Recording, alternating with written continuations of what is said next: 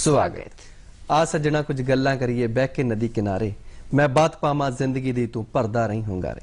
जिंदगी दीयां बातां, जिंदगी दे नाल जुड़ियां होईयां ओ गल्लां ਜਿਹੜੀਆਂ ਅਸੀਂ ਤੁਹਾਡੇ ਨਾਲ ਸਾਂਝੀਆਂ ਕਰਦੇ ਹਾਂ ਹਰ ਰੋਜ਼ ਪ੍ਰੋਗਰਾਮ ਗੱਲਾਂ ਤੇ ਗੀਤ ਵਿੱਚ ਤੇ ਹਾਜ਼ਰ ਹਾਂ ਜੀ ਪ੍ਰੋਗਰਾਮ ਗੱਲਾਂ ਤੇ ਗੀਤ ਲੈ ਕੇ ਤੁਹਾਡਾ ਸਾਰਿਆਂ ਦਾ ਨਿੱਘਾ ਸਵਾਗਤ। मैं हाँ चरणजीत जोगी और अज मेरा साथ दे रहे ने मनप्रीत महनाज जी। शुक्रिया जोगी। जिस तरह कि जोगी होरां ने दस्सिया कि जिंदगी दीयां गल्लां बहुत जोगी कई इदां दे मसले हुंदे ने जिहड़ा सानू साडा ध्यान मंगदे ने कि असीं उन्हां ते विचार चर्चा करिए। सो सर्जरी सवेर दे इस सैगमेंट दा गल्लां ते गीत दा खास मकसद हुंदा कि उन्हां विषयां वल असीं उन्हां ते एक विचार चर्चा एक लम्मी शुरू करिए। सो सब तो पहलां तुहानूं नोट करवाने साडा अज दा विशा ते साडे संपर्क नंबर। जी बिल्कुल, साडा अज का विषय है गुरमत अनुसार जीवन जानते। साडे संपर्क नंबर ने 0181 281 4261 जी बिल्कुल। तो सारे ही दर्शकों को यह बेनती है कि जदों भी साडे नाल गल कर तां सिर्फ फोन के जरिए ही गलबात करन ते अपने टीवी सेट की आवाज़ है जिहड़ी ओह घट कर देण। बिल्कुल जी, गुरमत अनुसार जीवन जाच साडा अज दा गल्लां ते गीत दा विषय रहेगा और नाल दी नाल बेनती करांगे साडे सारे दर्शकों नूं जे ओह साडा प्रोग्राम देख रहे ने कि साडे नाल गलबात करने वेले जदों फोन मिलाउंदे हो तां हमेशा यही सोच रखियो कि साडे अज दे विषय दे संबंध विच ही तुहाडे दिलो दिमाग दे विच सवाल होने चाहिए ने जिहड़े कि तुसीं साडे नाल साझे करने हैं। तुहाडे सवालों का सानूं इंतजार रहेगा। और जेकर मनप्रीत गल कीती जावे जीवन दी, कुदरती गल है कि जीवन मनुक्खां दे नाल नाल पशुआं, पंछियां, चिड़ियां, जनौरां सारिआं नूं मिलदा जिस दे नाल सृष्टि चलदी है। पर मनुख अपनी जीवन जाच करके ही बाकियां दे नालों सिरमौर बनदा है। और जेकर ये जीवन जाच गुरमत के अनुसार होवे फिर तां सोने ते सुहागे वाली गल हो जाती है। जी बिल्कुल। तो गुरमत के अनुसार जीवन जान साडी किवें हो सकती है, असीं किवें अपनी जिंदगी नूं सुखावां बना सकते हैं। अजिहे बहुत सारे सवालों का जवाब देने लई स्टूडियो च विशेष तौर पर पहुंचे ने भाई सेवा सिंह जो कि मुखी ने ब्रह्म ज्ञान केंद्र मोगा दे विच दीन दुखियां की सेवा करना ते समाजिक भलाई के कामां दे नाल जुड़े हुए ने। जी भाई सेवा सिंह जी, तुहाडा बहुत बहुत स्वागत है जी। गुरमत बहुत वड्डा शब्द है, बहुत वड्डे अर्थ ने। सब तो पहला असीं जानना चाहांगे कि गुरमत तो की अर्थ लैंदे आ असीं। खालसा वाहिगुरू जी फतेह। गुरमत यह आप ही गुरु की मत द्वारा जिउणा जी, उनके दसे हुए रस्ते ते चलना जी।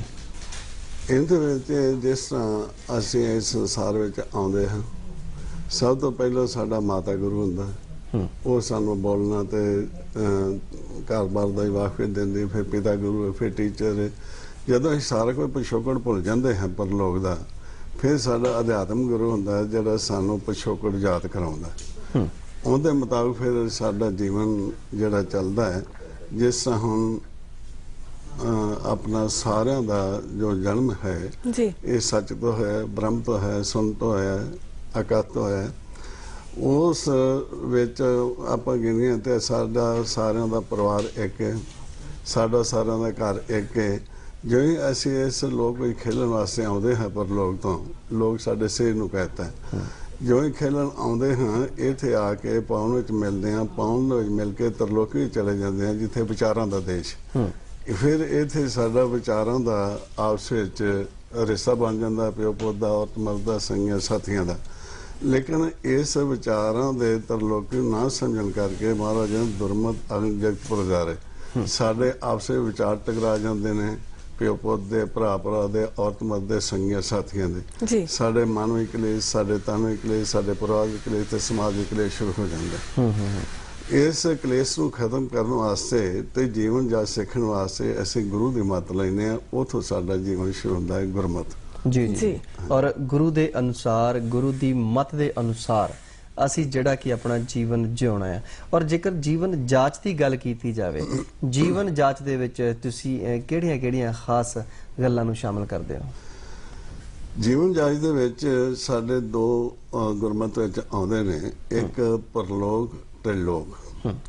परलोक विच साडा मन आउंदा है इस लोक विच खेलण वास्ते। इस लोक दा सारा खेल ही पाउण द्वारा चलदा जी। जिन्हां ने पाउणे खेल किया सब थाई कला खेटां दा। इत्थों दा गुरु पाउण है ते जिथों दा साडा मन रहण वाला है उत्थे सुखम खेल, उत्थों दा शब्द गुरु है। इस करके इत्थे जदों पाउण विच आके मिलदा साडा मन तरलोकी विच आ जांदा है। तरलोकी विच आउण तो बाद फिर आप दी मत असीं वरतनी शुरू कर दिंदे।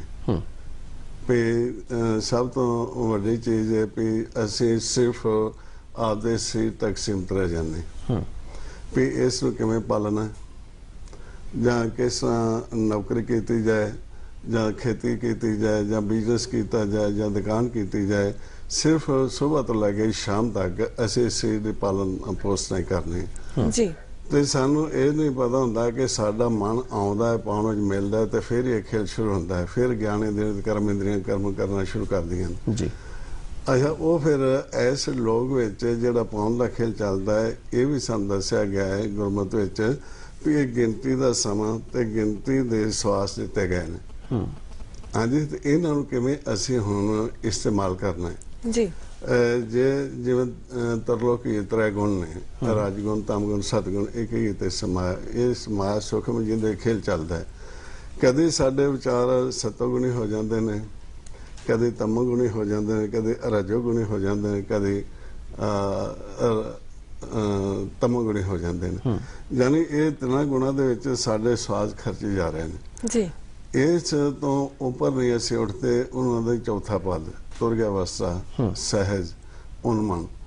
ਜਿੰਨਾ ਚਿਰ ਅਸੀਂ ਉੱਪਰ ਨਹੀਂ ਉੱਠਦੇ ਉਹਨਾਂ ਚਿਰ ਅਸੀਂ ਜੀਵਨ ਦੀ ਜਾਚ ਨਹੀਂ ਸਾਨੂੰ ਆਉਂਦੀ। ਆਪਦੀ ਮੱਤ ਦੁਆਰਾ ਜਿਉਣੇ ਤੇ ਗੁਰੂ ਸਾਨੂੰ ਫਿਰ ਇਹ ਜੀਵਨ ਦੀ ਜਾਚ ਦੱਸਦਾ ਹੈ ਕਿ ਇਹ ਜਦੋਂ ਇਸ ਲੋਕ ਵਿੱਚ ਤੁਸੀਂ ਆਉਣਾ ਹੈ, ਜਿਹੜਾ ਤੁਹਾਨੂੰ ਧਨ ਦੇ ਕੇ ਪਰਲੋਕ ਜੋ ਭੇਜਿਆ ਜਾਂਦਾ ਹੈ, ਉਹ ਕਿਸ ਤਰ੍ਹਾਂ ਇਸਤੇਮਾਲ ਕਰਨਾ ਹੈ ਜੀ।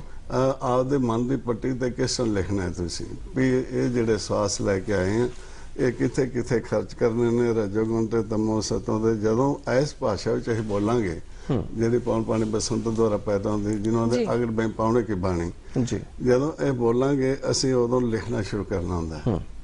ਜਿਉਂ ਲੇਖੇ ਬੋਲੋ ਬੋਲਣਾ, ਲੇਖੇ ਖਾਣਾ ਖਾਓ, ਲੇਖੇ ਵਾਰ ਚਲੇ ਗਏ, ਲੇਖੋ ਸੁਣੋ ਖਾਓ, ਲੇਖੇ ਸਾਲ ਹੋਏ ਗਏ, ਪੜ੍ਹੇ ਕੀ ਪੁੱਛਣ ਜਾਓ। ਇਹ ਜਿਹੜਾ ਹਿਸਾਬ ਕਿਤਾਬ ਸਾਨੂੰ ਦਿੱਤਾ ਜਾਂਦਾ, ਅਸੀਂ ਜਾ ਕੇ ਵਾਪਸ ਦੇਣਾ ਹੁੰਦਾ ਜੀ। ਜੇ ਮਾਂ ਪਿਓ ਬੱਚੇ ਨੂੰ ਭੇਜਦਾ ਤੇ ਹਿਸਾਬ ਕਿਤਾਬ ਬੱਚਾ ਮਾਂ ਪਿਓ ਨੂੰ ਜਾ ਕੇ ਦਿੰਦਾ। ਇਸੇ ਤਰ੍ਹਾਂ ਅਗਰ ਜੇ ਅਸੀਂ ਗੁਰੂ ਦੀ ਮੱਤ ਨਹੀਂ ਲਈ, ਘਰੋਂ ਆ ਗਏ, ਘਰੋਂ ਆਉਣ ਤੋਂ ਬਾਅਦ ਵਾਪਸ ਹੀ ਨਹੀਂ ਕਰ ਗਏ। ਜਿਹੜਾ ਸਾਡੇ ਮਾਤਾ ਪਿਤਾ ਨੇ ਸਾਡੇ ਵਾਸਤੇ ਇੰਨੇ ਜਮਹਿਲ ਬਣਾਇਆ, फिरकर बनाया, 10 द्वार जिसको कहता है, सह गुफा कहता है, गुरुद्वारा तो मंदिर कह देता है, असी उसका रास्ता ही भुल गए। जो मैं पंथा प्रेम न जानी भुले फिर गए। दो ही रास्ते सीले धात राहे हुक्मी कार कमाए। असी नाम का रास्ता भुल गए, धात के रास्ते चल पे, जिस करके नाम नाल साडी लिप टुट गई। नाम नाल लिप टुटन करके फिर असी जन्म मरने आना शुरू कर दिता जी। जिन्हें गुरमुख नाम नंबर या मर जन्मे आवे जाए, वो ऐसी अवस्था जिन्ना चिर असीं गुरु की शरण विच नहीं हो जाते, गुरु की मत नहीं लेंदे, उन्हां जिस असीं तरलोकी विचों चौथे पद विच प्रवेश नहीं हो सकते जी। गुरु की मत बड़ी जरूरी है और जीवन जाच दे विच जेकर असीं जीवन दे विच सचमुच सिरमौर मनुख बनना है तां साडी ये जरूरत है कि असीं गुरु की मत अनुसार चलीए। भाई साहब जी, मैं माफ़ी चाहुंदा कि आपां गल टोक रहे तुहाडी, क्योंकि साडे एक दर्शक ने तुहाडे नाल सवाल साझा करना है जी। स्वागत। हेलो जी, प्रोग्राम गल्लां ते कीती तुहाडा स्वागत है। अपना सवाल रखो। वाहिगुरू जी का खालसा, वाहिगुरू जी की फतेह जी। जी आज मैं खालसा वाहिगुरू फतेह जी। जसविंदर सिंह जी, तुहाडी आवाज साडे तक पहुंच रही है, अपनी गलबात जारी रखो। हाँ जी, मेरा सवाल है जी सेवा सिंह जी के मैं बहुत सारे किस्से देखे ने जी।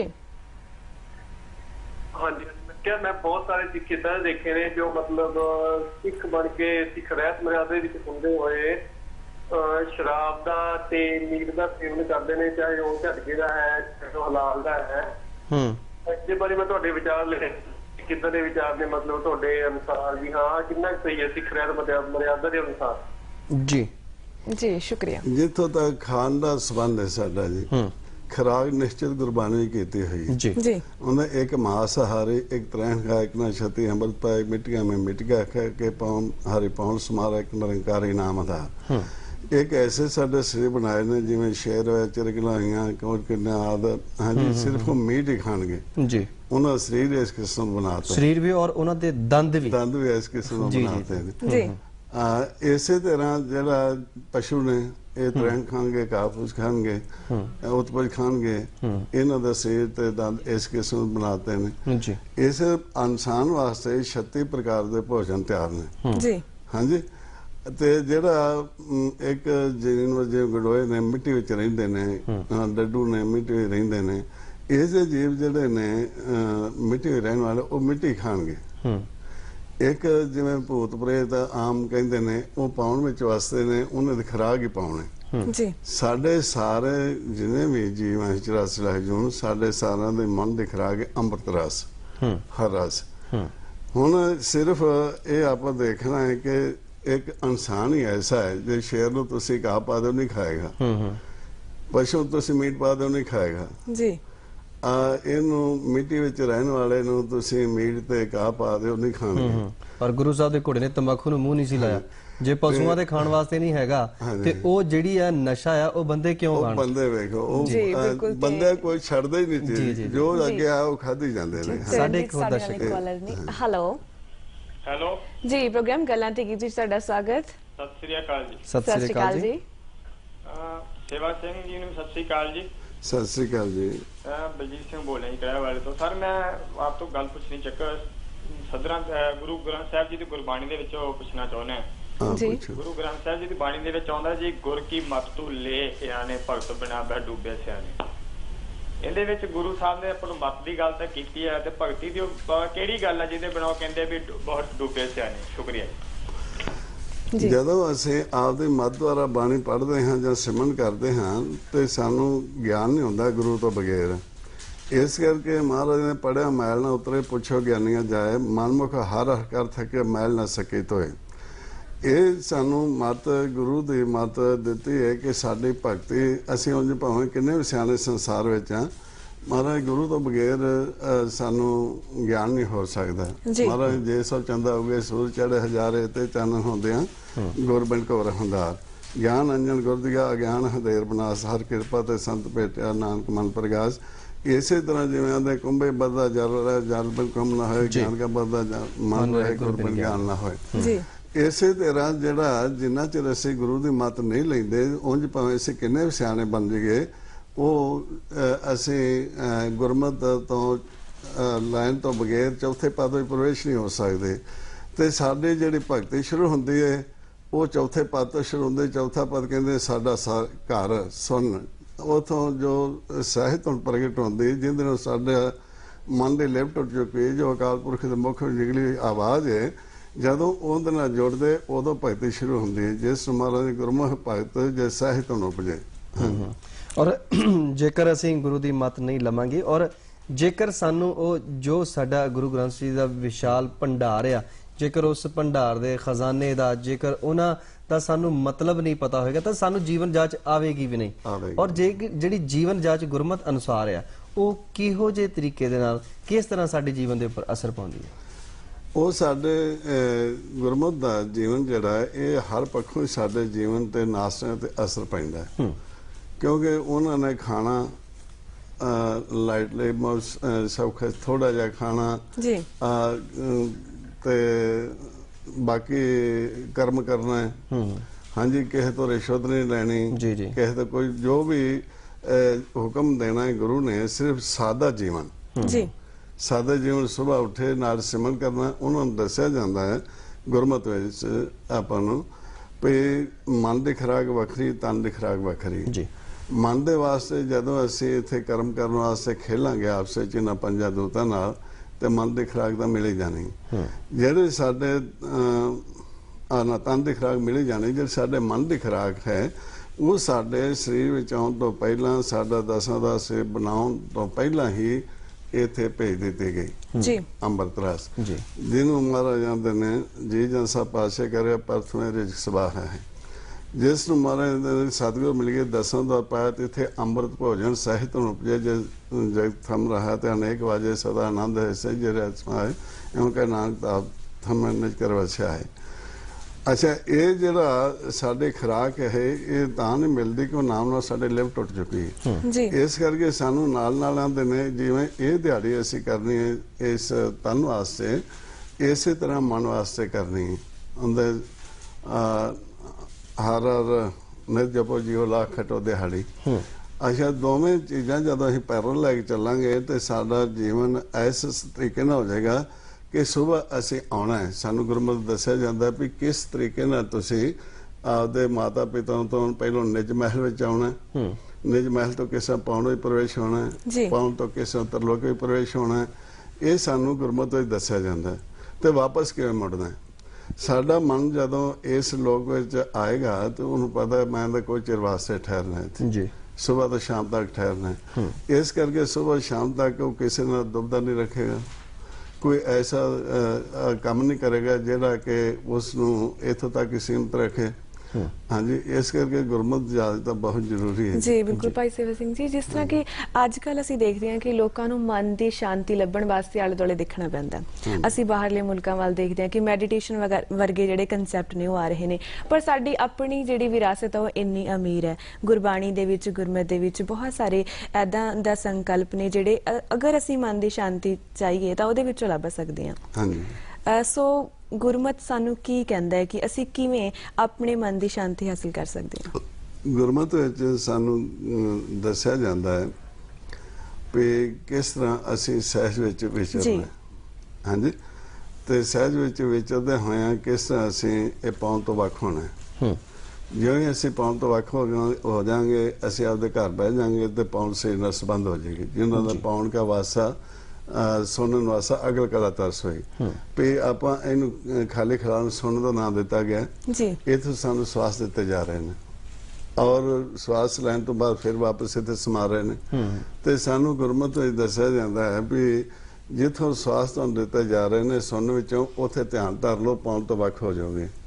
ਹਾਂਜੀ, ਜਦੋਂ ਆਪਾਂ ਸੁਣਨ ਵਿੱਚ ਸਿੱਧਾ ਧਿਆਨ ਲਾ ਲਾਂਗੇ ਤਾਂ ਪਾਉਣ ਤੋਂ ਵੱਖ ਹੋ ਜਾਵਾਂਗੇ। ਉਸ ਵਕਤ ਫਿਰ ਅਸੀਂ ਆਪਦੇ ਘਰ ਬਹਿ ਜਾਂਦੇ ਹਾਂ ਤੇ ਇਹ ਜਿਹੜਾ ਸਾਡਾ ਇਹ ਪਾਉਣ ਦਾ ਸੰਬੰਧ ਟੁੱਟਣ ਕਰਕੇ ਗਿਆਨ ਦੀਆਂ ਕਰਮ ਛੱਡ ਜਾਂਦੀਆਂ ਨੇ।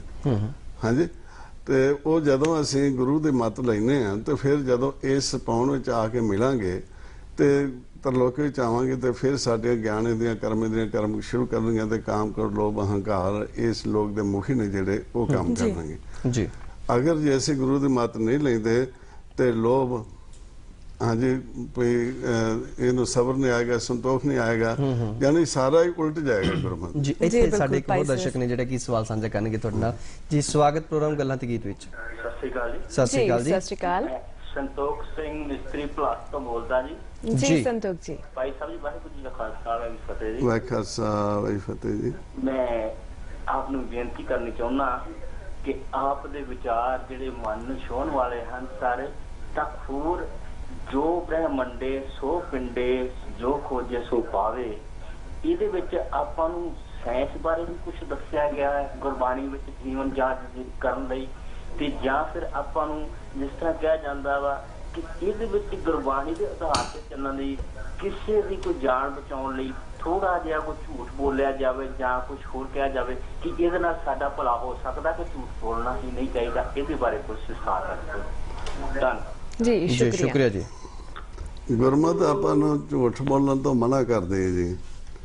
ਝੂਠ ਬਿਲਕੁਲ ਨਹੀਂ ਬੋਲਣਾ, ਚਾਹੇ ਤੁਸੀਂ ਜੋ ਮਰਜ਼ੀ ਹੋ ਰਹੀ ਤੁਹਾਡੇ ਨਾਲ। ਤੇ ਜਿਹੜਾ ਤੁਸੀਂ ਗੱਲ ਕੀਤੀ ਹੈ ਗੁਰਮਤ ਦੀ, ਕੀ ਦੱਸਿਆ ਸਨ ਵੀ ਬਾਣੀ ਦੁਆਰਾ ਜੀ, ਇਹਨਾਂ ਨੇ ਕਿਹਾ ਕਿ ਕਦੇ ਕਿਸੇ ਦੀ ਜਾਨ ਬਚਾਉਣ ਖਾਤਰ ਜੇਕਰ ਅਸੀਂ ਜੀ ਬਿਲਕੁਲ ਇੱਕ ਹੀ ਗੱਲ ਕਰ ਰਹੇ ਸੀ ਕਿ ਗੁਰਬਾਣੀ ਦੇ ਵਿੱਚ ਅਗਰ ਅਸੀਂ ਵਿਗਿਆਨ ਨੂੰ ਉਹਦੇ ਨਾਲ ਜੋੜਦੇ ਹਾਂ, ਸਾਇੰਸ ਨੂੰ ਨਾਲ ਜੋੜਦੇ ਹਾਂ, ਤਾਂ ਉਹਦੇ ਵਿੱਚ ਸਾਨੂੰ ਗੁਰਮਤ ਕੀ ਕਹਿੰਦਾ ਹੈ? ਗੁਰਮਤ ਸਾਨੂੰ ਜਪਜੀ ਸਾਹਿਬ ਦੇ ਬਾਣੀ ਦੱਸਦੇ ਨੇ, ਜਿਸ ਤਰ੍ਹਾਂ ਵੀ ਧਰਤੀ ਸਾਡੀ ਕਿਵੇਂ ਹੋਂਦ ਵਿੱਚ ਆਈ। ਹਾਂਜੀ, ਉਹਦੇ ਸਾਨੂੰ ਦੱਸ ਦਿੱਤਾ ਪਾਉਣ ਪਾਣੀ ਅਗਨੀ ਪਤਾਲ ਤੈਸੇ ਧਰਤੀ ਥਾਪ ਰੱਖੀ ਧਰਮਸਾਲ ਜੀ। ਫਿਰ ਗੁਰਮਤ ਵਿੱਚ ਸਾਨੂੰ ਚਾਉ ਖੰਡਾਂ ਦਾ ਭੇਦ ਦਿੱਤਾ ਹੈ ਵੀ ਇਸ ਲੋਕ ਦਾ ਗਿਆਨ ਤੇ ਪਰਲੋਕ ਦਾ ਗਿਆਨ ਚੋਂ ਖੰਡਾਂ ਵਿੱਚ ਦਿੱਤਾ ਹੈ। ਜਿਵੇਂ ਸਾਡਾ ਸਰੀਰ ਹੈ, ਇਹਦੇ ਜਦੋਂ ਕੰਨਾਂ ਦੇ ਵਿੱਚ ਪੜਦਾ ਹੈ, ਜਦੋਂ ਅਸੀਂ ਕੰਨਾਂ ਦੇ ਇਧਰਲੇ ਪਾਸੇ ਹੁੰਦੇ ਬਾਹਰ ਮੁਖੀ ਹੁੰਦੇ ਹਾਂ, ਇਹ ਸਾਨੂੰ ਇਸ ਲੋਕ ਦੀਆਂ ਗੱਲਾਂ ਸੁਣਦੀਆਂ ਨੇ। ਜਦੋਂ ਅਸੀਂ ਅੰਦਰਮੁਖੀ ਹੋ ਜਾਂਦੇ ਹਾਂ, ਉਹ ਪਰਲੋਕ ਦੇ ਅਨਹਦ ਬਾਣੀ ਸੁਣਨੀ ਸ਼ੁਰੂ ਹੋ ਜਾਂਦੀ, ਜਿਨ੍ਹਾਂ ਦੇ ਗਿਆਨ ਖੰਡ ਮੈਂ ਗਿਆਨ ਪ੍ਰਚੰਡ ਤਿੱਥੇ ਨਾਦ ਬਨੋਦ ਕੋਡ ਆਨੰਦ। ਜਾਨੀ ਕਿ ਜਦੋਂ ਪਤਾ ਹੈ ਵੀ ਇਸ ਸੰਸਾਰ ਦੇ ਵਿੱਚ ਰਹਿਣਾ ਹੀ ਨਹੀਂ, ਚੜ੍ਹਿਆ ਜਾਣਾ ਹੈ। ਰੋਜ਼ ਦਾ ਰੋਜ਼ ਸਾਡਾ ਅਭਿਆਸ ਹੈ ਵੀ ਸਵੇਰੇ ਆਉਣਾ ਤੇ ਸ਼ਾਮ ਨੂੰ ਚੜ੍ਹਿਆ ਜਾਣਾ। ਤੇ ਜਦੋਂ ਸਵੇਰ ਤੋਂ ਲੈ ਕੇ ਸ਼ਾਮ ਤੱਕ ਨਾ ਕੋਈ ਸਾਡਾ ਮਾਂ ਪਿਓ, ਨਾ ਭੈਣ ਭਰਾ, ਨਾ ਤੇ ਪੁੱਤਰ ਜਿਹਦੇ ਨਾਲ ਆਪਾਂ ਪਿਆਰ ਕਰਨੇ ਆ ਸਵੇਰ ਤੋਂ ਸ਼ਾਮ ਤੱਕ, ਤੇ ਰਾਤ ਨੂੰ ਜਿਹੜੇ ਘਰ ਤੋਂ ਸਾਰੇ ਸਾਂਝੇ ਆਉਨੇ ਆ ਉੱਥੇ ਜਾ ਕੇ ਮਿਲਦੇ ਨਹੀਂ ਜੀ। ਤੇ ਝੂਠ ਕਿਹਨਾਂ ਕਰਕੇ ਬੋਲਣਾ। ਤੇ ਜਿਹੜੀ ਚੀਜ਼ ਅਸੀਂ ਕਮਾਉਨੇ ਆ ਉਹਨੂੰ ਅਸੀਂ ਰਾਤ ਨੂੰ ਵਾਪਸ ਨਹੀਂ ਲਿਜਾ ਸਕਦੇ। ਇਸ ਕਰਕੇ ਕਹਿੰਦੇ ਸਾਥ ਨਾਲ ਚਾਲੇ ਬਿਨ ਭਜਨ ਵਿਖਿਆ ਸੰਸਾਰ, ਹਰ ਨਾਮ ਕਮਾਉਣਾ ਨਾਨਕ ਇਹ ਸੰਸਾਰ। ਤੇ ਝੂਠ ਤਾਂ ਬੋਲਿਆ ਜਾਏ ਜਿਹੜੀ ਚੀਜ਼ ਤੁਸੀਂ ਨਾਲ ਜਾ ਸਕਦੇ ਹੋ ਜੀ ਜੀ। ਤੇ ਜਦੋਂ ਨਾਲ ਹੀ ਨਹੀਂ ਕੋਈ ਤੁਸੀਂ ਲਿਜਾਣਾ ਤੇ ਝੂਠ ਕਿਹੜੀ ਚੀਜ਼ ਦਾ ਬੋਲਣਾ ਹੈ। ਤੇ ਵਿਗਿਆਨ ਦਾ ਫਿਰ ਆਪਾਂ ਨੂੰ ਸਾਰਾ ਦੱਸਦਾ ਹੈ ਕਿ ਕਿਸ ਤਰ੍ਹਾਂ ਇਹ ਸੱਚ ਵਿੱਚੋਂ ਨਾਮ ਪੈਦਾ ਹੋਇਆ ਜੀ, ਬ੍ਰਹਮ ਵਿੱਚੋਂ ਕਿਸ ਤਰ੍ਹਾਂ ਪਸਾਰਾ ਹੋਇਆ, ਬ੍ਰਹਮ ਪਸਾਰ ਬ੍ਰਹਮ ਪਸਾ ਸਭ ਬ੍ਰਹਮ ਦਸਿਆ। ਇਹ ਸਾਰਾ ਵਿਗਿਆਨ ਦਾ ਤਾਂ ਪਿੱਛੇ ਕਾਫੀ ਰਹਿ ਜਾਂਦਾ। ਇਸੇ ਕਰਕੇ ਗੁਰੂ ਨਾਨਕ ਦੇਵ ਦੱਸਿਆ ਹੈ, ਸੁਣ ਗੱਲਾਂ ਆਕਾਸ਼ ਕੀ ਢਾਈ ਰੀਸ। ਜਿਹੜਾ ਸਾਡਾ ਕਨੈਕਸ਼ਨ ਟੁੱਟ ਚੁੱਕਾ ਨਾਮ ਦੁਆਰਾ ਪਰਮਾਤਮਾ ਨਾਲੋਂ, ਜਿਹੜੀਆਂ ਅਸੀਂ ਆਕਾਸ਼ ਲੋਕ ਦੀਆਂ ਗੱਲਾਂ ਉਹਨਾਂ ਨਾਲ ਡਾਇਰੈਕਟ ਕਰਨੀਆਂ ਸੀ, ਲੇਕਿਨ ਉਹ ਟੁੱਟਣ ਕਰਕੇ ਅਸੀਂ ਇਹ ਵਿਗਿਆਨ ਜਿਹੜਾ ਉਹਦੀ ਨਕਲ ਕਰ ਲਈ। ਜਿਹੜਾ ਕਿ ਵਿਗਿਆਨ ਐਸੀ ਚੀਜ਼ ਹੈ ਜਿਹੜਾ ਕਿ ਨਫ਼ਰਤ ਫੈਲਾਉਂਦਾ ਦਿਨੋਂ ਦਿਨ।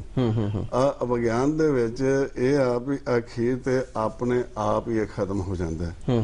ਜਿਵੇਂ ਹੁਣ ਤੁਸੀਂ ਦੇਖਦੇ ਹੋ ਐਟਮ ਬਣਾਏ, ਹਾਂਜੀ, ਇਹ ਜਦੋਂ ਵਿਗਿਆਨ ਨੇ ਬਣਾਏ ਨੇ, ਜੇ ਦੁਬਦਾ ਸਾਡੇ ਅੰਦਰ ਰਹੀ ਤੇ ਚੱਲਣਗੇ, ਜੀ ਜੀ ਜੀ, ਆਪਣੇ ਆਪ ਖਤਮ ਹੋਏਗਾ। ਲੇਕਿਨ ਬ੍ਰਹਮ ਦਾ ਗਿਆਨ ਪਿਆਰ ਸਿਖਾਇਆ ਜਾਂਦਾ ਹੈ। ਉਹ ਦੱਸਿਆ ਜਾਂਦਾ ਬ੍ਰਹਮ ਦੇ ਗਿਆਨ ਵਿੱਚ ਵੀ ਇਹ ਜਿਹੜਾ ਸਰੀਰ ਹੈ ਇਹ ਪਰਮਾਤਮਾ ਦਾ ਹੈ। ਹਰ ਮੰਦਰ ਇਹੋ ਸਰੀਰ ਹੈ, ਗਿਆਨ ਰਤਨ ਪ੍ਰਗਟ ਹੋਇਆ ਹਰ ਮੰਦਰ ਮੈਂ, ਹਰ ਵਸੇ ਸਰਬਨੰਤਰ ਸੋਏ। ਇਸ ਕਰਕੇ ਜਿਹੜਾ ਵਿਗਿਆਨ ਹੈ ਉਹ ਗਿਆਨ ਦੀ ਨਕਲ ਹੈ, ਠੀਕ ਹੈ ਨਾ। ਤੇ ਜੇ ਅਸੀਂ ਗਿਆਨ ਨੂੰ ਲੈ ਕੇ ਚੱਲਾਂਗੇ ਤਾਂ ਵਿਗਿਆਨ ਤਾਂ ਮਾਮੂਲੀ ਚੀਜ਼ ਹੁੰਦੀ ਹੈ। ਜੀ ਜੀ ਜੀ। ਔਰ ਗਿਆਨ ਵੀ ਉਹੀ ਜਿਹੜਾ ਕਿ ਕਿਸੇ ਦੇ ਭਲੇ ਵਾਸਤੇ ਵਰਤਿਆ ਜਾਵੇ।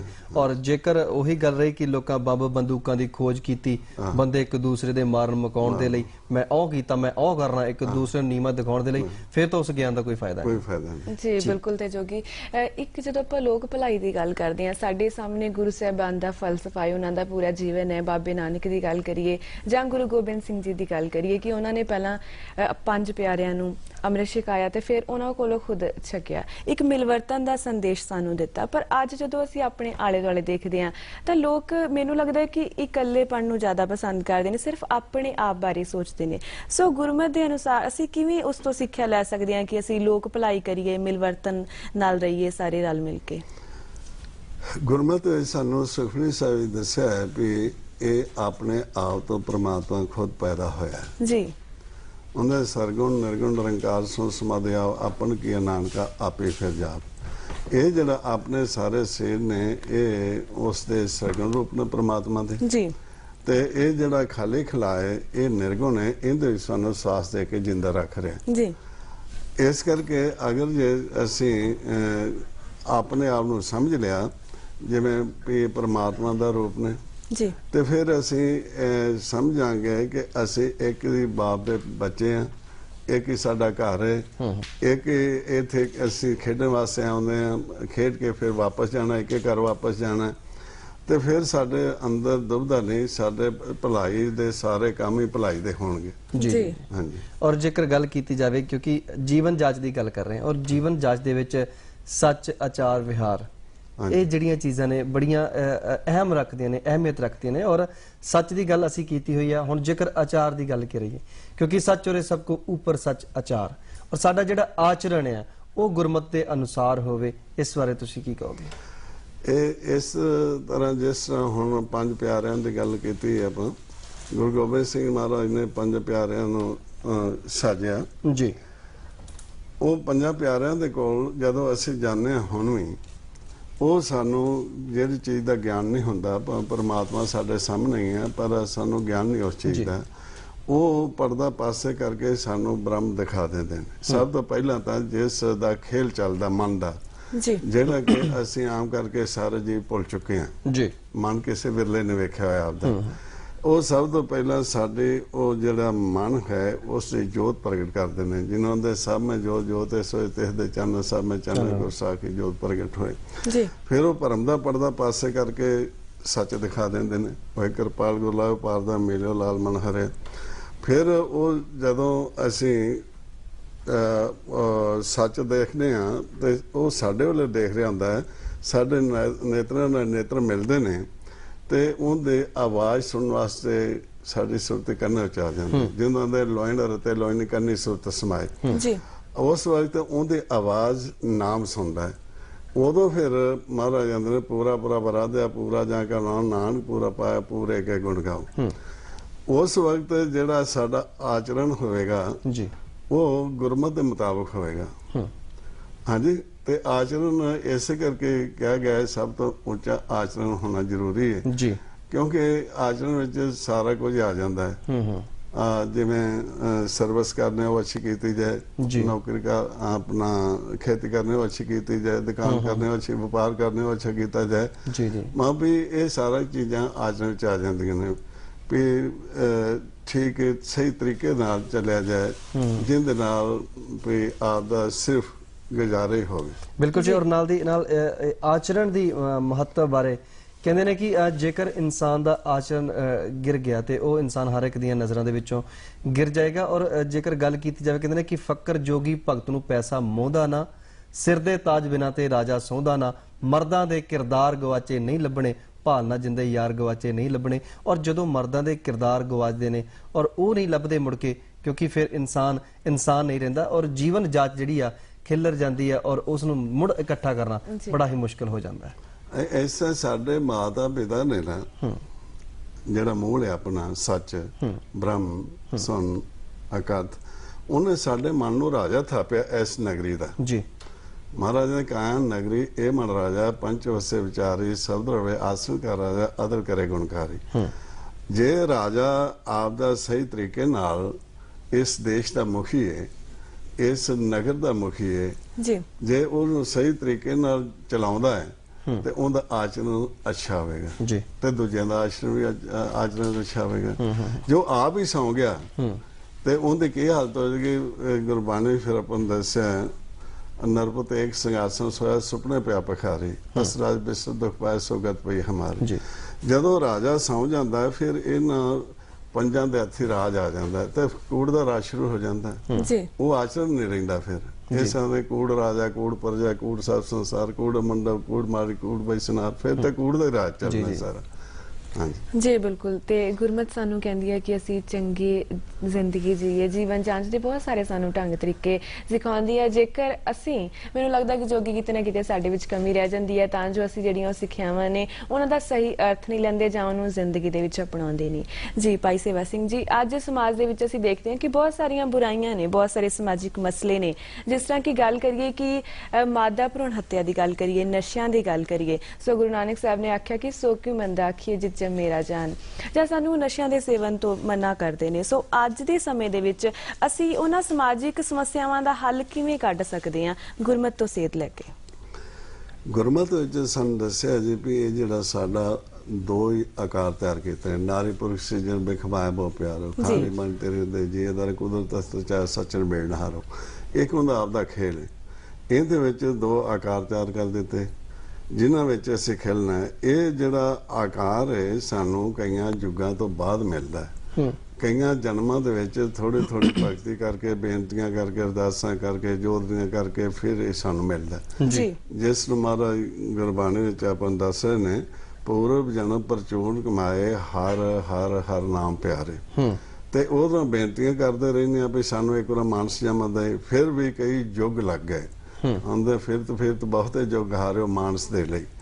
ਜੇ ਮਾਨਸ ਜਾਮਾ ਮਿਲਿਆ ਚਾਹੇ ਔਰਤ ਦਾ ਚਾਹੇ ਮਰਦ ਦਾ ਹੈ ਤੇ ਉਹਨੂੰ ਕਦੇ ਵੀ ਨਸ਼ਟ ਨਹੀਂ ਕਰਨਾ ਚਾਹੀਦਾ ਪਿੰਡ ਵਿੱਚ। ਬਿਲਕੁਲ ਜੀ। ਔਰ ਇੱਕ ਗੱਲ ਹੋਰ, ਸਾਡਾ ਜਿਹੜਾ ਕਿ ਵਿਹਾਰ ਆ, ਜੋ ਸਾਡਾ ਆਮ ਸਮਾਜ ਦੇ ਵਿੱਚ ਰਹਿੰਦੇ ਆ, ਜੋ ਸਾਡੇ ਵਿਵਹਾਰ ਬਣਦੇ ਜਾ ਰਹੇ, ਜੋ ਸਾਡੇ ਵਿਹਾਰ ਨੇ, ਜੋ ਸਾਡੇ ਤਰੀਕੇ ਸਲੀਕੇ ਨੇ, ਉਹ ਵੀ ਕਾਫੀ ਬਦਲ ਗਏ ਨੇ। ਔਰ ਗੁਰਮਤਿ ਦੀ ਪਟੜੀ ਤੋਂ ਸਾਡੀ ਗੱਡੀ ਜਿਹੜੀ ਕਿ ਉਤਰੀ ਹੋਈ ਹੈ। ਅੱਜ ਜੇਕਰ ਅਸੀਂ ਦੇਖਦੇ ਹਾਂ ਵਿਆਹਾਂ ਸ਼ਾਦੀਆਂ ਦੇ ਵਿੱਚ ਜਿਹੜੇ ਬੇਲੋੜੇ ਖਰਚੇ ਹੋ ਰਹੇ ਨੇ ਔਰ ਦਿਨ ਬ ਦਿਨ ਜਿਹੜੇ ਕਿ ਤਲਾਕਾਂ ਦੀ ਗਿਣਤੀ ਵੱਧਦੀ ਜਾ ਰਹੀ ਹੈ, ਇਹ ਵੀ ਤੁਹਾਨੂੰ ਨਹੀਂ ਲੱਗਦਾ ਕਿ ਇਹ ਅਸੀਂ ਗੁਰਮਤਿ ਦੇ ਧਾਰਨੀ ਨਾ ਹੋਣ ਕਰਕੇ, ਨਾ ਗੁਰਮਤਿ ਮਰਿਆਦਾ ਅਨੁਸਾਰ ਚੱਲਦੇ ਹੋਣ ਕਰਕੇ ਇਹ ਜਿਹੜੀ ਕਿ ਨੌਬਤ ਆ ਚੁੱਕੀ ਹੈ? ਹਾਂ ਬਿਲਕੁਲ ਜੀ। ਸਾਡੇ ਉੱਥੇ ਮੋਗੇ ਵਿੱਚ ਜਿਹੜੀਆਂ ਸ਼ਾਦੀਆਂ ਹੁੰਦੀਆਂ ਨੇ ਉਹ ਗੁਰਮਤਿ ਮੁਤਾਬਕ ਹੁੰਦੀਆਂ ਨੇ, ਕੋਈ ਲੈਣਾ ਦੇਣਾ ਨਹੀਂ, ਨਾ ਲੜਕੀ ਵੱਲੋਂ ਨਾ ਲੜਕੇ ਵੱਲੋਂ। ਉਹ ਇਹ ਆ ਸਿਰਫ 4 ਲਾਵਾਂ ਦਸੀਆਂ ਜਾਂਦੀਆਂ ਸਾਡੇ ਅੰਦਰਲਾ ਖੇਲ ਜੀ ਵੀ ਕਿਸ ਤਰ੍ਹਾਂ ਤੁਸੀਂ ਇਸ ਆਕਾਰ ਵਿੱਚ ਆਏ ਹੋ, ਆਕਾਰ ਵਿੱਚੋਂ ਕਿਸ ਤਰ੍ਹਾਂ ਤੁਸੀਂ ਫਿਰ ਆਪਦੇ ਮੂਲ ਨੂੰ ਜਿਸ ਨੂੰ ਭੁੱਲ ਚੁੱਕੇ ਹੋ, ਕਿਸ ਤਰ੍ਹਾਂ ਉਹਦੇ ਵਿੱਚ ਸਮਾਉਣਾ ਜਾ ਕੇ। ਜੀ ਇਹ ਸਾਨੂੰ ਵਿਆਹਾਂ ਤੇ ਹੀ ਸਿਖਾਇਆ ਜਾਂਦਾ ਹੈ ਜੀਵਨ ਦੀ ਜਾਚ। ਇਸ ਕਰਕੇ ਹੁੰਦੇ ਨੇ ਧਨ ਪਰ ਇਹ ਨਾ ਆਖੀਏ ਬਹਿ ਨਾ ਇਕੱਠੇ ਹੋਏ, ਇੱਕ ਜੋਤ ਦੋ ਮੂਰਤੀ ਧਨ ਪਰ ਕੀ ਗਿਸ ਹੋਏ। ਵੀ ਉਹਨਾਂ ਦਾ ਜਦੋਂ ਹੀ ਸੰਯੋਗ ਜੁੜ ਜਾਏ ਉਸ ਤੋਂ ਬਾਅਦ ਆਪਸੇ ਵਿਚਾਰ ਨਾ ਟਕਰਾਏ। ਜੀ ਅਸਲੀ ਜੀਵਨ ਤੇ ਹੈ ਨਾ ਵੀ ਸਾਰਾ ਸੁਖੀ ਜੀਵਨ ਉਹਨਾਂ ਦਾ ਰਹੇ, ਪਿਆਰ ਦਾ ਜੀਵਨ ਰਹੇ। ਤੇ ਪਿਆਰ ਦੇ ਵਾਸਤੇ ਦੱਸਿਆ ਨੇ ਰੁੱਖਾ ਭਾਵੇਂ ਭੋਜਨ ਮਿਲ ਜਾਏ ਭਾਵੇਂ ਤੇ ਸੋਹਣਾ ਮਿਲ ਜਾਏ, ਪਿਆਰ ਨਾ ਟੁੱਟੇ। ਜੀ ਜੀ ਜੀ ਮਹਾਰਾਜ ਰੁੱਖੋ ਭੋਜਨ ਭੂਮ ਸੈਨ ਸਖੀ ਪੀਰਿਆ ਸੰਗ ਸੁਖ ਬਿਹਾਰ। ਜੀ ਹਾਂਜੀ।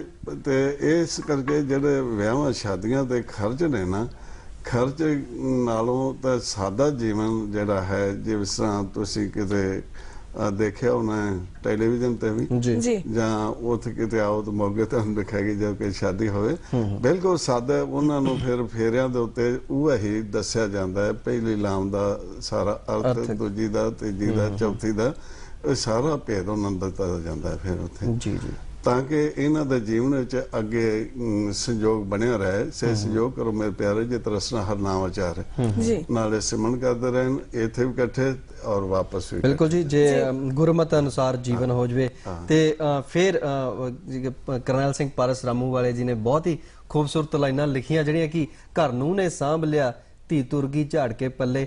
ਔਰ ਇਹ ਜਿਹੜੇ ਕਿ ਗੁਰਮਤ ਦੇ ਅਨੁਸਾਰ ਹੋਵੇ ਫਿਰ ਤੇ ਸਾਰਾ ਕੁਝ ਤੂੰ ਹੀ ਤੂੰ ਨਜ਼ਰ ਆਉਂਦਾ, ਔਰ ਨਾ ਫਿਰ ਧੀ ਕਿਸੇ ਦੀ ਪੱਲੇ ਝਾੜ ਕੇ ਜਾਵੇ, ਕਿਉਂਕਿ ਆਪਣਾ ਘਰ ਉਜਾੜ ਕੇ ਦੂਸਰੇ ਦਾ ਘਰ ਵਸਾਉਣਾ ਇਹ ਵੀ ਬੜੀ ਔਖੀ ਗੱਲ ਹੈ। ਔਰ ਜੇਕਰ ਅਸੀਂ ਆਪਣੇ ਗੁਰਮਤ ਅਨੁਸਾਰ ਜੀਵਨ ਜਾਚ ਸਿੱਖ ਲਈਏ ਤਾਂ ਮੇਰਾ ਖਿਆਲ ਹੈ ਕਿ ਜਿਨ੍ਹਾਂ ਗੱਲਾਂ ਤੋਂ ਅਸੀਂ ਤੰਗ ਆ ਸ਼ਾਇਦ ਉਹ ਤੰਗੀਆਂ ਤੁਰਸ਼ੀਆਂ ਸਾਨੂੰ ਨਾ ਆਉਣ। ਜੀ ਬਿਲਕੁਲ ਜੋਗੀ ਜੀ, ਵੈਸੇ ਵੀ ਗੁਰਬਾਣੀ ਤੇ ਜਦੋਂ ਅਸੀਂ ਪੂਰਾ ਪਾਠ ਪੜ੍ਹਦੇ ਹਾਂ ਤਾਂ ਸਾਨੂੰ ਪਤਾ ਲੱਗਦਾ ਹੈ ਕਿ ਉਹਦੇ ਵਿੱਚ ਵੀ ਉਹਨਾਂ ਨੇ ਪੂਰੀ ਗੁਰਬਾਣੀ ਦਾ ਜਿਹੜਾ ਪਤੀ ਤੇ ਪਤਨੀ ਦੇ ਰੂਪ ਦੇ ਪ੍ਰਤੀਕ ਦੇ ਵਿੱਚ ਸਾਨੂੰ ਬਹੁਤ ਕੁਝ ਸਮਝਾਇਆ ਹੋਇਆ। ਜੇਕਰ ਅਸੀਂ ਉਹਨਾਂ ਨੂੰ ਸਮਝਣਾ ਚਾਹੀਏ ਤਾਂ ਜ਼ਿੰਦਗੀ ਬਹੁਤ ਸੁਖਾਵੀਂ ਹੋ ਸਕਦੀ ਹੈ। ਜਿਸ ਤਰ੍ਹਾਂ ਕਿ ਅਸੀਂ ਪਤੀ ਪਤਨੀ ਦੀ ਗੱਲ ਕਰ ਰਹੇ ਹਾਂ ਕਿ ਘਰਾਂ ਦੇ ਵਿੱਚ ਬਹੁਤ ਸਾਰੇ ਲੜਾਈ ਝਗੜੇ ਨੇ ਜਿਹੜੇ ਉਹ ਪੈਦਾ ਹੁੰਦੇ ਨੇ, ਪਰ ਅਸੀਂ ਕੀ ਸਿੱਖਿਆ ਲੈ ਸਕਦੇ ਹਾਂ ਕਿ ਜਿਨ੍ਹਾਂ ਦੇ ਨਾਲ ਅਸੀਂ ਇਸ ਕਲੇਸ਼ ਨੂੰ ਖਤਮ ਕਰੀਏ। ਉਹ ਭਾਵੇਂ ਜਿਸ ਤਰ੍ਹਾਂ ਕਿ ਤੁਸੀਂ ਨੂੰਹ ਸੱਸ ਦੀ ਗੱਲ ਕੀਤੀ ਜਾਂ ਹਸਬੈਂਡ ਵਾਈਫ ਦੀ ਗੱਲ ਕਰੀਏ ਜਾਂ ਹੋਰ ਉਹਨਾਂ ਝਗੜਿਆਂ ਦਾ ਅਸੀਂ ਕਿਵੇਂ ਹੱਲ ਲੱਭ ਸਕਦੇ ਹਾਂ? ਉਹ ਝਗੜਿਆਂ ਦਾ ਗੁਰਮਤਿ ਵਿੱਚ ਦੱਸਿਆ ਹੈ ਵੀ ਉਦੋਂ ਹੀ ਝਗੜੇ ਸ਼ੁਰੂ ਹੁੰਦੇ ਨੇ ਜਦੋਂ ਆਪਣਾ ਘਰ ਨਹੀਂ ਅਸੀਂ ਜਾਂਦੇ। ਸਾਡਾ ਘਰ ਹੈ ਨਿਜ ਮਹਿਲ।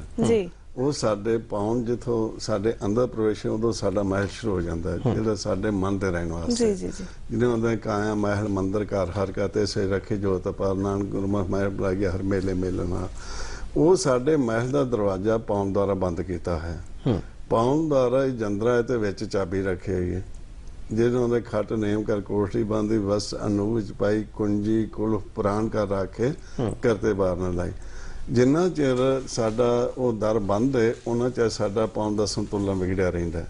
ਕਦੇ ਸੱਜੇ ਪਾਸੇ ਜ਼ਿਆਦਾ ਹੋ ਜਾਂਦੀ, ਕਦੇ ਖੱਬੇ ਪਾਸੇ ਜ਼ਿਆਦਾ ਹੋ ਜਾਂਦੀ। ਸੱਜੇ ਪਾਸੇ ਜ਼ਿਆਦਾ ਹੋ ਗਈ ਤੇ ਇਹਦੇ ਤਮੋਗੁਣ ਸੂਰਜ ਦੀ ਰੋ ਚੱਲਦੀ ਹੈ ਇੱਧਰ, ਖੱਬੇ ਪਾਸੇ ਹੋ ਗਈ ਇਹਦੇ ਚੰਦਰਮਾ ਇਹ ਰਜੋਗੁਣ ਹੋ ਜਾਂਦਾ ਜੀਵ। ਉਹ ਜਦੋਂ ਇਕੱਠੇ ਬਹਿੰਦੇ ਨੇ ਉਹਨਾਂ ਦੇ ਵਿਚਾਰ ਨੇ ਆਪਸੇ ਮਿਲਦੇ ਜੀ, ਤੇ ਵਿਚਾਰ ਨਾਲ ਮਿਲ ਕਰਕੇ ਮਾਨਵਿਕ ਕਲੇਸ਼ ਤਾਂ ਤੇ ਪਰਿਵਾਰ ਤੇ ਸਮਾਜਿਕ ਕਲੇਸ਼ ਸ਼ੁਰੂ ਹੋ ਜਾਂਦਾ। ਹੁਣ ਇਸ ਨੂੰ ਗੁਰਮਤਿ ਨੇ ਦੱਸਿਆ ਜੇ ਤੁਹਾਡੇ ਮਨ ਵਿੱਚ ਕਲੇਸ਼ ਆ ਗਿਆ, ਤੁਹਾਨੂੰ ਕਲੇਸ਼ ਆ ਗਿਆ, ਉਸ ਨੂੰ ਕਿਵੇਂ ਤੁਸੀਂ ਦੂਰ ਕਰਨਾ। ਉਹਦੇ ਸਿਮਰੋ ਸਿਮਰ ਸਿਮਰ ਸੁਰ ਪਾਓ ਕਾਲ ਕਲੇਸ਼ ਤਨ। ਜੇ ਪਰਿਵਾਰ ਵਿੱਚ ਕਲੇਸ਼ ਆ ਗਿਆ ਤੇ ਉਹਦੇ ਹੋਇਆ ਇਕੱਤਰ ਮਿਲੋ ਮੇਰੇ ਭਾਈ ਦੁਬਦਾ ਦੂਰ ਕਰੋ ਲਿਵਲਾਏ ਹਰ ਨਾਮੇ ਕੇ ਹੋਵੋ ਜੋੜੀ ਗੁਰਮੁਖ ਬੈਸੋ ਸਭਾ ਵਿਛਾਏ।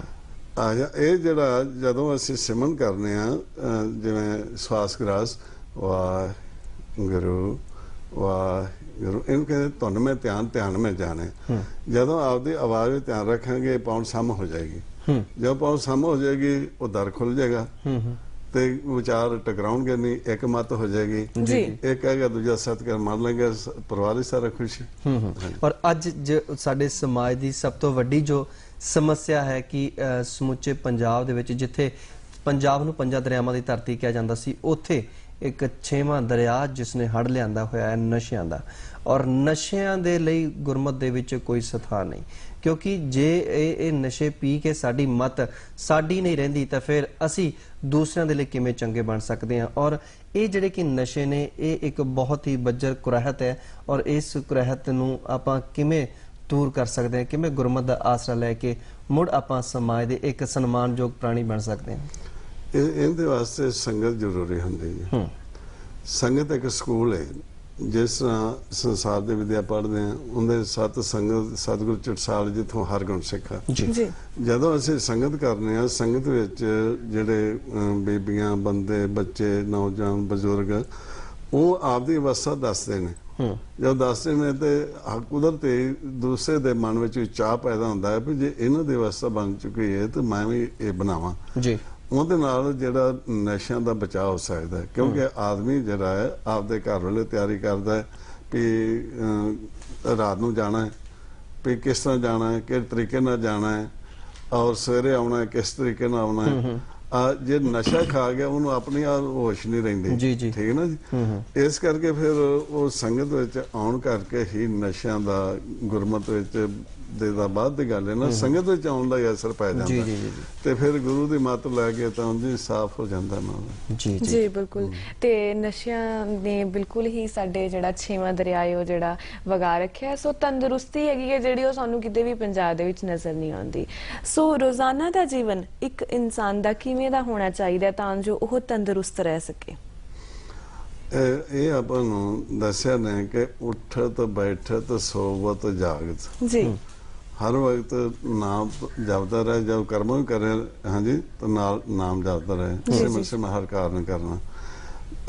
नाले दोवें तन मन वास्ते भी सन दसा शर्म धर्म दो नाम का जे तन भले पाए। जे आ तन है तो इस लोक चीज तो होगी, जे नाम तन है तो परलोक होगी, ਤੇ ਜੇ ਦੋਵੇਂ ਧਨ ਨੇ ਇਸ ਲੋਕ ਵਿੱਚ ਤੇ ਪਰਲੋਕ ਵਿੱਚ ਵੇਚਤ ਹੋਵੇਗੀ। ਸੋ ਇਸ ਕਰਕੇ ਸਾਨੂੰ ਦੱਸਿਆ ਵੀ ਕਰਮ ਦੇ ਨਾਲ ਨਾਲ ਜਦੋਂ ਅਸੀਂ ਸਿਮਰਨ ਕਰਾਂਗੇ ਉਹ ਕਰਮ ਵੀ ਸਾਡਾ ਆਚਰਣ ਬਣ ਜਾਏਗਾ, ਅੱਛਾ ਕਰਮ ਬਣ ਜਾਏਗਾ, ਠੀਕ ਹੈ ਨਾ ਜੀ। ਕਿਸੇ ਨਾਲ ਹੇਰਾਫੇਰੀ ਨਹੀਂ ਹੋਵੇਗੀ, ਕਿਸੇ ਨਾਲ ਦੁਬਦਾ ਨਹੀਂ ਹੋਵੇਗੀ, ਈਰਖਾ ਨਹੀਂ ਹੋਵੇਗੀ, ਨਫ਼ਰਤ ਨਹੀਂ ਹੋਵੇਗੀ, ਪਿਆਰ ਪਿਆਰ ਉੱਥੇ ਵੱਧਦਾ ਜਾਏਗਾ ਜੀ। ਤੇ ਇੱਕ ਹੋਰ ਗੱਲ, ਕਿਉਂਕਿ ਖਾਣਾ ਸਾਡੀ ਜ਼ਿੰਦਗੀ ਦਾ ਸਭ ਤੋਂ ਇੱਕ ਅਹਿਮ ਅੰਗ ਹੈ, ਕਿਉਂਕਿ ਪੇਟ ਨਾਲ ਪਈਆਂ ਰੋਟੀਆਂ ਤੇ ਸਭੇ ਗੱਲਾਂ ਖੋਟੀਆਂ। ਖਾਣਾ ਸਾਡੀ ਜ਼ਿੰਦਗੀ ਲਈ ਜ਼ਰੂਰੀ ਹੈ, ਪਰ ਕਈ ਲੋਕ ਇਹ ਸਮਝਦੇ ਨੇ ਕਿ ਜ਼ਿੰਦਗੀ ਹੀ ਖਾਣ ਵਾਸਤੇ ਬਣੀ ਹੈ, ਔਰ ਅਸੀਂ ਇਹ ਚਾਹੁੰਦੇ ਹਾਂ ਕਿ ਜਿਹੜਾ ਕਿ ਖਾਣਾ ਹੈ ਉਹ ਵੀ ਇੱਕ ਐਸਾ ਹੋਵੇ ਕਿ ਸਾਡੀ ਸਾਹ ਸਾਡੇ ਚੱਲਦੇ ਰਹਿਣ, ਪਰ ਸਾਡੇ ਮਨ ਦੇ ਵਿੱਚ ਵਿਕਾਰ ਨਾ ਚੱਲਣ। ਕਿਉਂਕਿ ਬਾਬਾ ਹੋਰ ਖਾਣਾ ਖੁਸ਼ੀ ਖੁਆਰ ਜਿਤ ਖਾਦੇ ਤਨ ਪੀੜੀਏ ਮਨ ਮੈਂ ਚੱਲੇ ਵਿਕਾਰ, ਉਹ ਖਾਣਾ ਵੀ ਕਿਸ ਕੰਮ ਦਾ। ਤੇ ਗੁਰਮਤ ਅਨੁਸਾਰ ਕਿਹੋ ਜਿਹਾ ਸਾਡਾ ਖਾਣ ਪੀਣ ਹੋਵੇ ਜਿਹੜਾ ਕਿ ਅਸੀਂ ਆਪਣੇ ਗੁਰੂ ਵਾਲੇ ਪਾਸੇ ਵੀ ਲੱਗੇ ਰਹੀਏ, ਔਰ ਜ਼ਿੰਦਗੀ ਦੇ ਵਿੱਚ ਚੱਲਦਿਆਂ ਹੋਇਆ ਸਮਾਜ ਦੀ ਸੇਵਾ ਭਾਵਨਾ ਵੀ ਸਾਡੇ ਮਨ ਵਿੱਚ ਬਣੀ ਰਹੇ। ਉਹ ਆਪਾਂ ਦੱਸਿਆ ਨੇ 36 ਪ੍ਰਕਾਰ ਦੇ ਭੋਜਨ ਨੇ ਆਪਣੇ, ਹਾਂਜੀ, ਸਾਦਾ ਭੋਜਨ ਜਿਉਣ ਵਾਸਤੇ, ਹਾਂਜੀ।